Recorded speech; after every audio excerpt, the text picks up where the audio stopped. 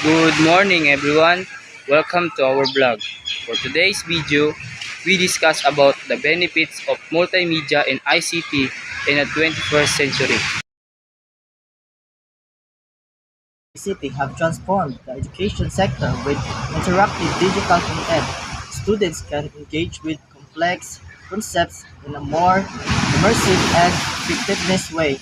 Online sources, virtual classrooms, and learning management systems have made education more accessible, flexible, and personalized. Multimedia and ICT have also revolutionized the way we communicate.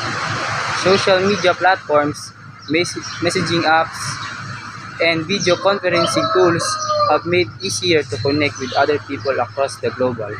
We can share ideas, collaborate on projects, and build relationships more efficiently than ever before. In the business world, multimedia ICT have opened up new opportunities for entrepreneurship and innovation. With digital marketing, e-commerce platforms, and online payment systems, businesses can reach a global audience, increase sales, and improve customer engagement. In healthcare, multimedia and ICT have improved patient outcomes, enhanced medical research, and increased access to healthcare services. Telemedicine, electronic health records, and medical imaging have transformed the way healthcare professionals diagnose, treat, and manage diseases.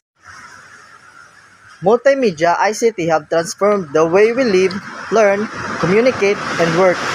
In the 21st century, by harnessing the power of digital technologies, we can unlock new opportunities, drive innovation, and create a better future for all.